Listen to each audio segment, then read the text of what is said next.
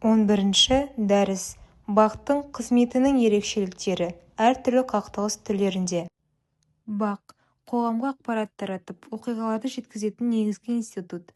Олар шынайы ақпарат арқылы қоғамдық пікір қалыптастырады және қақтығыс кезінде халықты хабардар етеді. Қақтығыстардағы бақтың рөлі. Қақтығыс кезінде бақ қоғамға сенімді және дұрыс ақпарат жеткізуі тиіс. Олар оқиғаны бейтарап, әділ көрсетуге тырысады, өйткені жалған ақпарат жағдайды ушықтыра алады.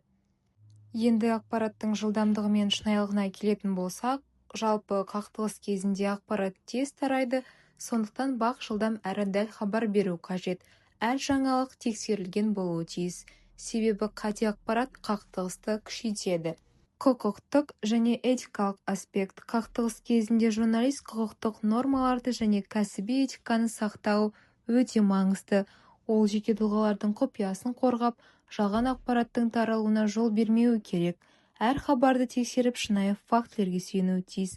Сонымен қатар, журналист қоғамға әділ әрі бейтарап ақпарат жеткізуді басты міндет ретінде қабылдауы қажет. Коммуникациялық стратегия. Бұқаралық ақпараттар құралдары оқиғаны дұрыс жеткізу үшін тілдік құралдар мен визуалды элементтерді қолданады.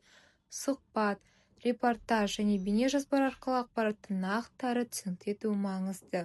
Қақтығыстың түріне байланысты ерекшеліктер. Әскери, әлеуметтік немесе саяси қақтығыстар әртүрлі ақпараттық талаптарды туғызады. Мысалы, әскери қақтығыста қауіпсіздік бірінші орында болса, ал әлеуметтік дауларда бейтарап хабар жеткізу өте маңызды.